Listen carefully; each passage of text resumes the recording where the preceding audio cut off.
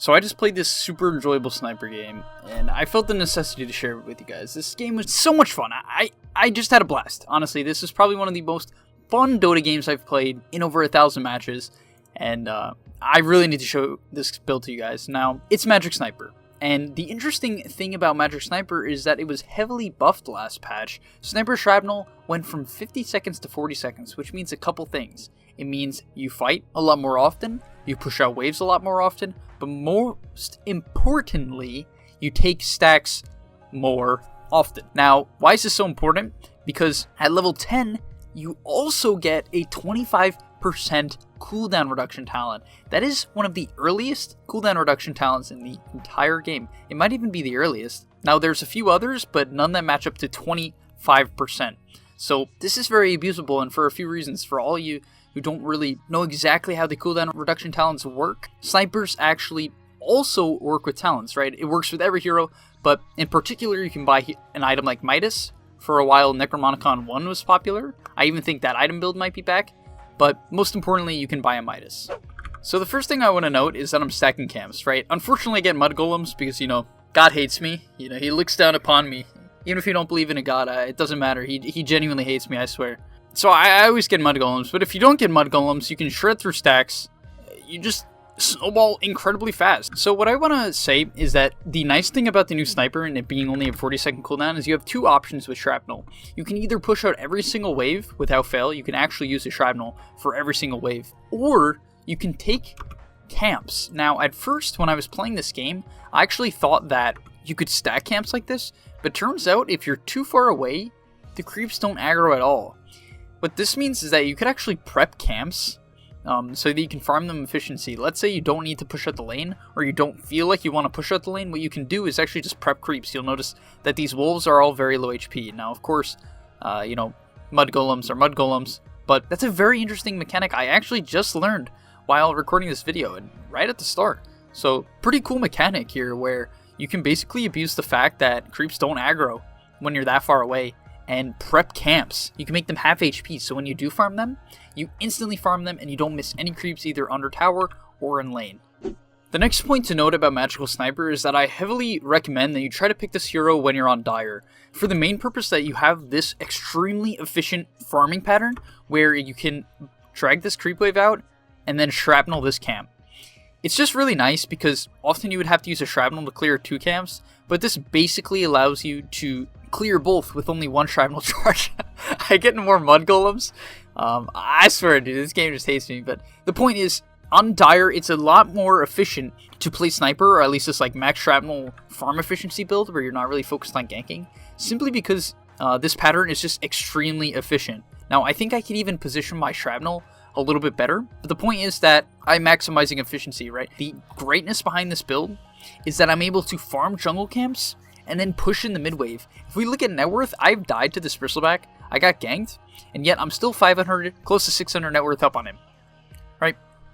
Super, super impressive. And that's even way before I got the Midas, right? I'm still going for this Midas. I actually totally forgot about Midas when playing this game, but then it came back to me, right? I'm like, oh my god, it's been so long. I totally forgot I have this 25 cooldown reduction, and you're going to notice how fast you actually farm. Now, when you're taking camps, I highly recommend you do stack camps like that.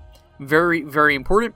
But of course, your main priority is to push on mid. So please, even if you're playing Jungle Sniper, this is like the same thing that applies to like Jungle Viper, where if there's creeps under your towers or your tower's getting pressured, because you have a low commitment spell, if your mid tower is getting pressured, please rotate over, shrapnel it out, and then continue jungling, right? Your priorities are tower and then farm. So you're going to notice, even though I bought multiple small items, stick, 2 wraith bands, crown, I'm still able to pick up a 10-minute Midas with a death. That's incredible. 88 CS. 88 CS. Of course, a lot of those are mini mud golems, but you get the point, right? Incredible amounts of farming potential on this hero. I genuinely think Sniper has a ton of untapped potential that people are going to start experimenting with. Just peeping down some jungle camps. It's just really lovely to watch. My team fighting while I just shrapnel out some waves. Midas, a 67.5 second cooldown. 67.5. I'm level 12 at 12 minute. This is Meepo levels of farm, guys. Meepo. I don't have a single kill. Imagine if like your supports get you kills, how fast you could farm as I die to a bounty hunter.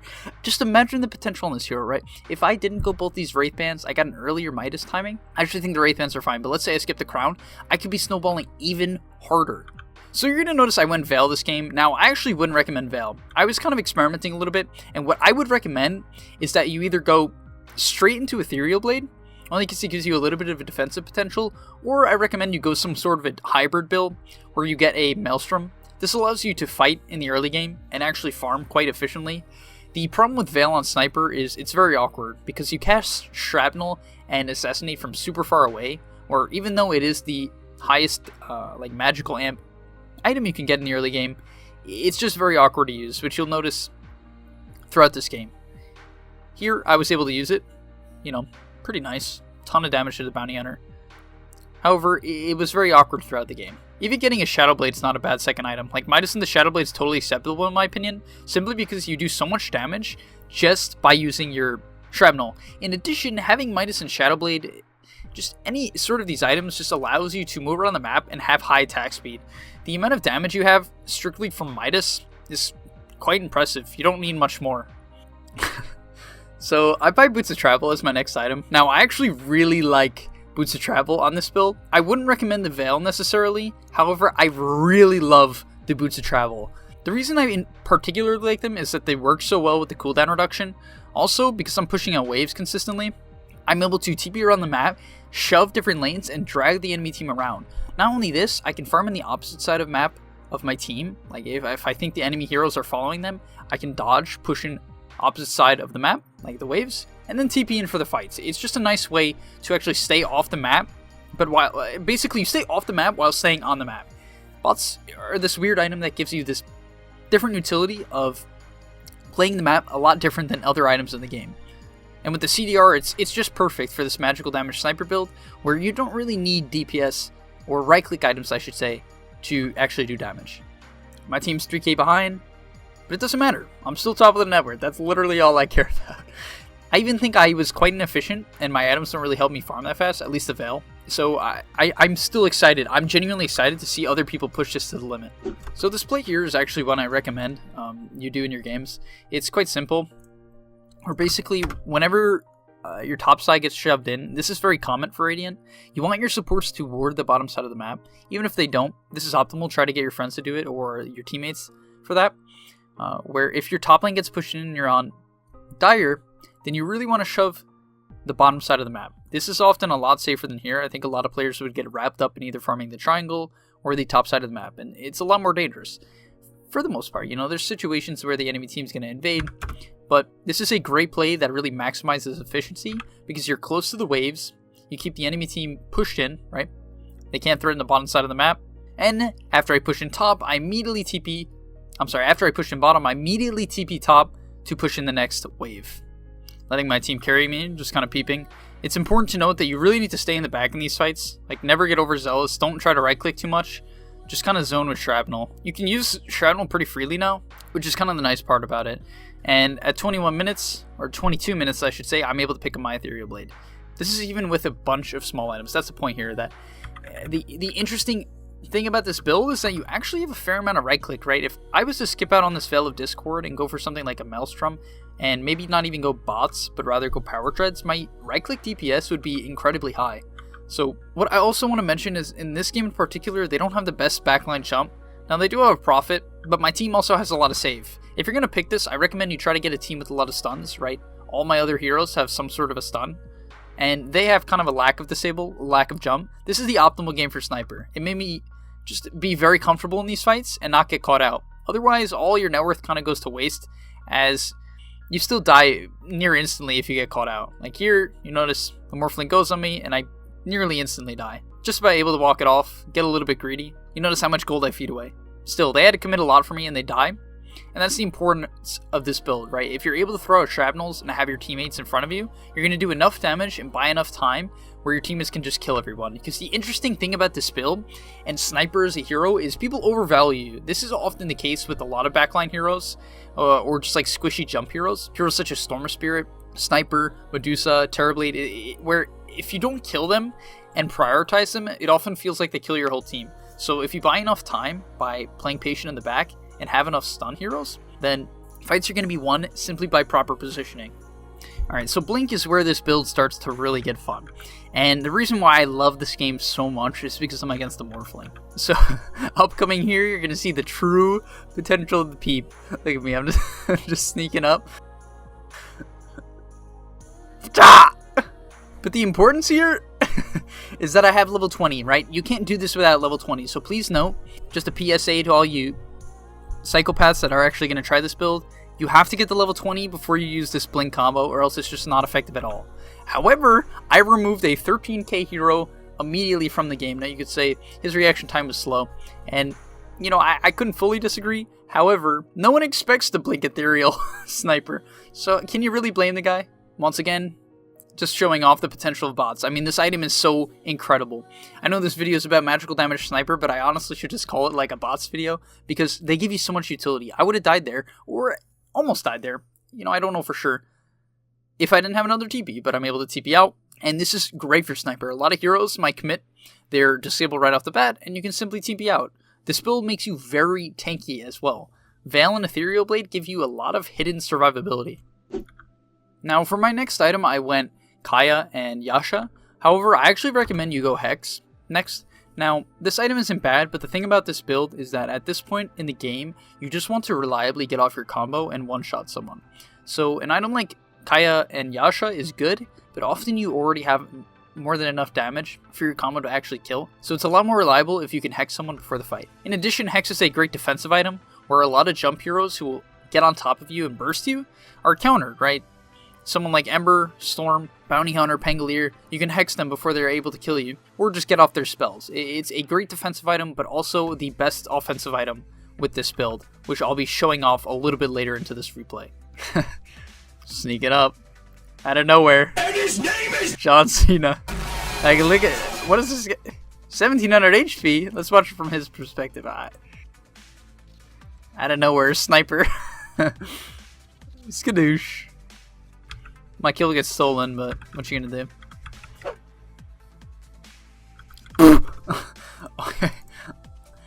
Alright, instant replay. Look at it. This just gets me every time. I don't know why this is so funny. It's just like, you think I'm about to right click him and then he just explodes. Honestly, there's a lot of viability in this because heroes like Morphling like to skip BKB. Sure, he could have a Linken's, but the thing is, you know, he doesn't expect this build. He has no idea what's coming. And then also, what I forgot to note about Shrapnel and why it's so good now is actually the level 15 talent. The 20% Shrapnel slow is one of the most insane talents in the game. It's so underrated simply because it looks like kind of a mediocre number, right? 20% slow, that's okay, right? However, if you look at it, it's a 50% slow because it adds on to what Shrapnel already was. If we look at this Bristle Dredge through, he literally can't move. He cannot move. It's like a venomous gale that never gets weaker. It's pretty nuts how effective this is in fights, right? If they have low mobility heroes, you're just going to dumpster them. You're straight up going to dumpster them. Low mobility heroes cannot walk out of the Shrapnel. It is one of the most underrated talents in the game, especially for going this cooldown reduction talent that allows you to constantly spam Shrapnel without worrying about using it. Also, the nice thing about going the magical build and playing around your spells, but more importantly, the changes, the 40-second now Shrapnel time. The reason why it's so important is this level 25 talent was near unusable, right? In the past, the problem was it was too long of a cooldown, even with the 25% cooldown reduction, to actually use it, because you had to wait for them to all recharge. You'll notice even in this game, it gets a little bit scarce sometimes. What's nice about this talent in this situation is that it guarantees that I always have a Shrapnel to push out a lane. Now, as I said, I think Hex is easily the best late game item here. It's even better than Dagon in many situations. Dagon's quite nice, but as I said, Hex is also a great defensive item. As you see here, the Bristleback was running at me, but I can just easily Hex him off. It's just a nice pseudo item for Sniper where you feel like in the late game, no item will save you, and often Hex is potentially one of the only items that actually will. Also, you're going to notice here, nothing he can do. Right there, he would have been able to react, no doubt, because I had to blink in from really far away, and his Bristle probably saw me as is, but the Hex allows me to reliably get my combo off. And as I shoot down the Grimstroke, I'm going to end the video there. Hope you guys enjoyed this video. Magical Damage Sniper, I felt the need to show this to you guys. It's just such a cool concept in my opinion, because it has a lot of viability. The talents really incentivize going this. 25% cooldown reduction, fantastic. Shrapnel slow, incredibly underrated. Level 20, cast time, great with the Ethereal Blade. Shrapnel charges, makes you push out every single wave reliably. There's so much viability in this, and the changes to Sniper that now makes him even a better farmer. As I missed my Ethereal Blade, a better farmer makes this build even better because you actually can hit your items timings earlier. So if you guys have tried out this build and you feel like there's viability in it, I definitely want to hear what you guys think, because I don't think I'm the only one doing this, but I definitely expect this build to become popularized, at least in pubs for a short amount of time, even if it's unranked. It's just so much fun. So try it out in your next game, go ruin a pub, maybe don't make it ranked, I don't know. You do you. Go enjoy your life. Hopefully you guys enjoyed the video, but before I leave you, I just want to let you know and remind you that over at gameleap.com we have thousands and thousands of guides made just like this one by top tier pros so that you can learn the game of Dota in depth and gain MMR as fast as possible.